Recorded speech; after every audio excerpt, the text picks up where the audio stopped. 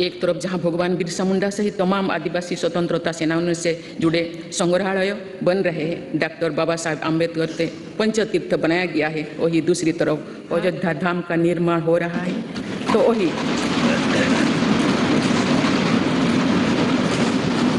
तो वही दूसरी तरफ आधुनिक संसद भवन भी बन रहा है।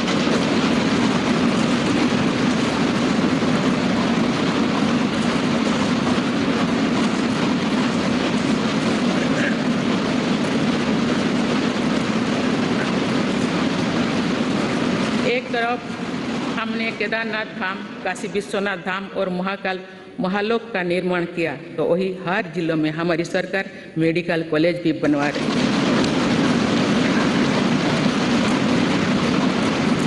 एक तरफ हम अपने तीर्थ और ऐतिहासिक धरोहर का विकास कर रहे हैं, तो वही दूसरी तरफ भारत दुनिया की बड़ी स्पेस पावर बन रहा है। भारत ने पहला प्राइवेट सैटेलाइट भी लॉन्च किया है।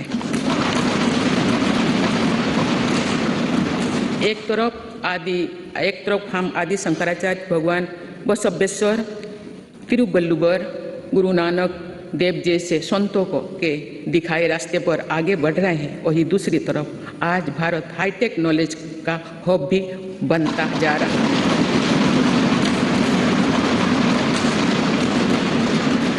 एक तरफ हम काशी तमिल संगमों के जरिए एक भारत श्रेष्ठ भारत की भावना को मजबूत कर रहे हैं, तो वही one nation one ration card जैसे आधुनिक व्यवस्था भी बन रही है।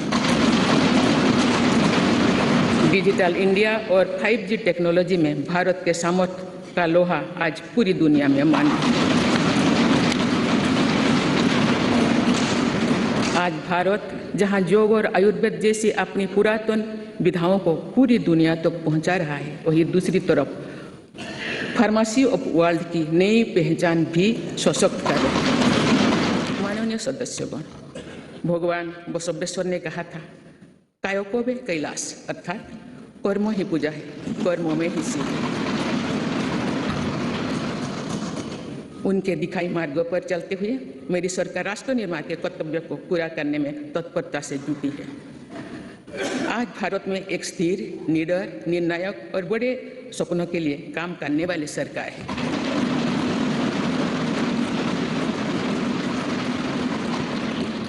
आज भारत में ईमानदार का सम्मान करने वाली सरकार है। आज भारत में गरीबी को स्थायी समाधान और उनके स्थायी सशक्तिकरण के लिए काम करने वाली सरकार है। आज भारत में अभूतपूर्व स्पीड और स्केल पर काम करने वाली सरकार है। आज भारत में इनोवेशन और टेक्नोलॉजी के माध्यम से जन कल्याण को सर्वोपरि रखने वाली सरकार है। आज भारत में महिलाओं के सामने से हार बाधा को दूर करने वाली सरकार है।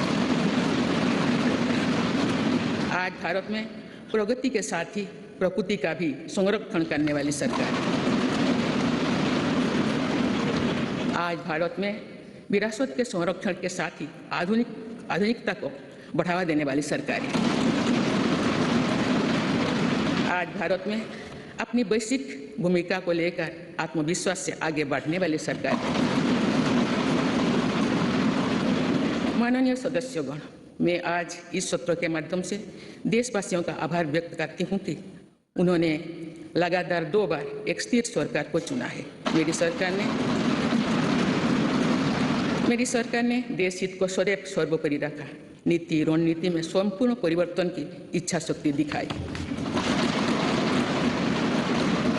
माननीय सदस्यगण, संसद के इस समवेत सत्र को संबोधित करते हुए मुझे हार्दिक प्रसन्नता हो रही है।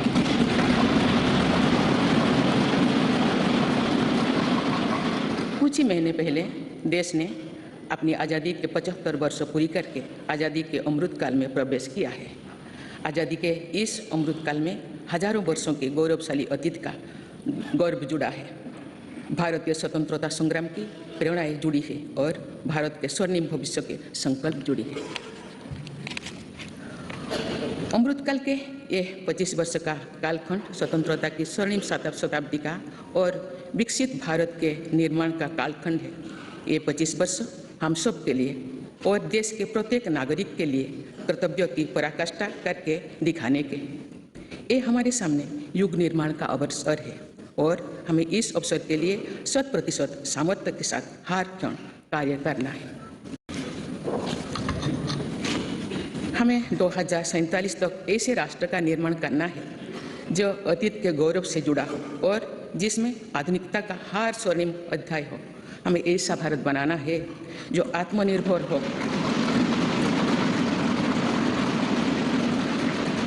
और जो अपने मानवीय दायित्वों का पूरा करने के लिए भी समर्थ हो। ऐसा भारत हो जिसमें गरीबी ना हो, जिसका मध्यम वर्ग भी वैभव से युक्त हो। ऐसा भारत हो जिसकी युवा शक्ति और नारी शक्ति समाज और राष्ट्र को दिशा देने के लिए सबसे आगे खड़े हो, जिसके युवा समय से 2 कदम आगे चलते हो। ऐसा भारत जिसकी विविधता और अधिक उज्जवल हो, जिसकी एकता और अधिक अटल हो।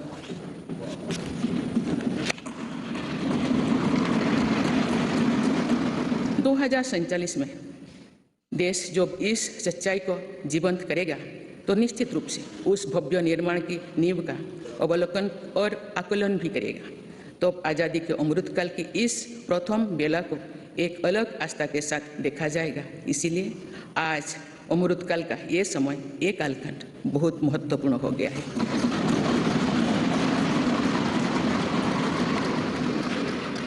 माननीय सदस्यगण, मेरी सरकार को देश के लोगों ने जब पहली बार सेवा का अवसर दिया तो सबका साथ सबका विकास के मंत्र से हमने शुरुआत की थी।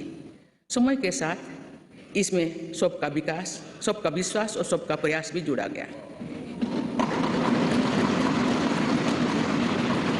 यही मंत्र आज विकसित भारत के निर्माण की प्रेरणा बन चुका है। विकास के ये कर्तव्य पथ पर चलते हुए मेरी सरकार को कुछ ही महीने में 9 वर्ष पूरी हो जाएगी।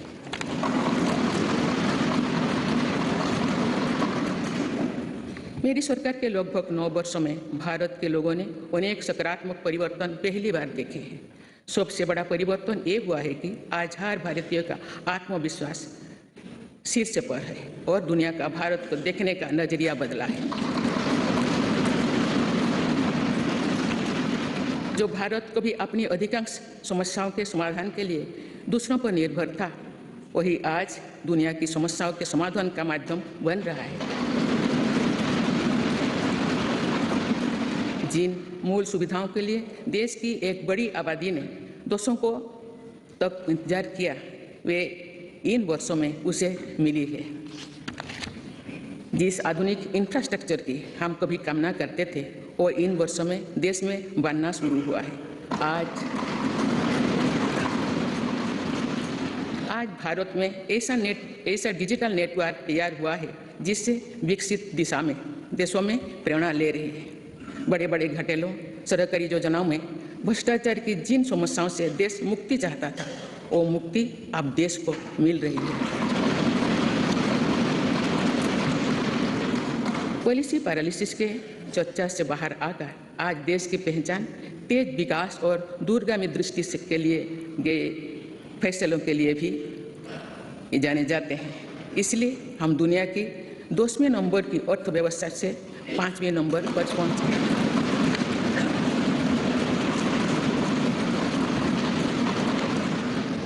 यही वो नींव है जो आने वाले 25 साल में विकसित भारत के निर्माण के आत्मविश्वास को बुलंद करेगी। आज भारत प्राकृतिक खेती को, मिलेट्स की अपनी परंपरा फसलों को प्रोत्साहित कर रहा है। वही नानो यूरिया जैसी आधुनिक टेक्नोलॉजी का भी विकास किया है। खेती के लिए एक तरफ जहां ग्रामीण इंफ्रास्ट्रक्चर को हम बेहतर बना रहे हैं, वहीं दूसरी तरफ ड्रोन टेक्नोलॉजी से, सोलर पावर से किसान को ताकत दे रहे हैं। शहरों में जहां स्मार्ट सुविधाओं के विकास पर बल दिया जा रहा है, वही स्वामित्व योजना में पहली बार गांव के घरों को की ड्रोन से मैपिंग की जा रही है। आज़ादी के अमृत महोत्सव पर जहां आज हर जिले में 75 अमृत सरोवर बनाया जा रहा है, तो वही सैकड़ों आधुनिक वंदे भारत ट्रेनें भी लॉन्च किया जा रहा है। एक और हमारे व्यापार की परंपरागत ताकत नदी जलमार्ग और बंदरगांव को भी आधुनिक बनाया जा रहा है, तो मल्टी मॉडल कनेक्टिविटी और लॉजिस्टिक पार्क का नेटवर्क भी तैयार हो रही है। माननीय सदस्यगण, आज़ादी के अमृतकाल में देश पंच प्राणी की प्रेरणा से आगे बढ़ रहा है। गुलामी के हार मानसिकता से मुक्ति दिलाने के लिए भी मेरी सरकार निरंतर प्रयासरत है।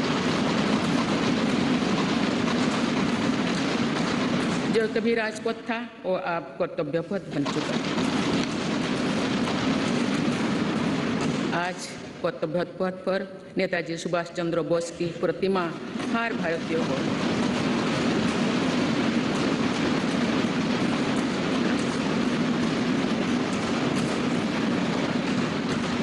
को गौरवान्वित कर रही है। तो अंडमान निकोबार में भी नेताजी और आज़ाद हिंद फौज के शौर्यों को हमने सम्मान दिया है। अभी कुछ ही दिन पहले मेरी सरकार ने अंडमान निकोबार द्वीप समूह में नेताजी सुभाष चंद्र बोस आइलैंड पर नेताजी को समर्पित भव्य स्मारक और म्यूजियम का शिलान्यास भी किया है।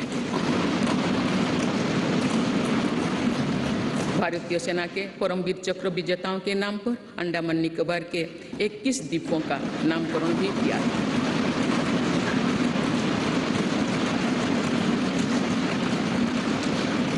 एक तरफ नेशनल वॉर मेमोरियल आज राष्ट्रीय शौर्य का प्रतीक बन गया है, तो वही हमारी नौसेना को भी अब छत्रपति वीर शिवाजी महाराज का दिया प्रतीक जीत मिल गया।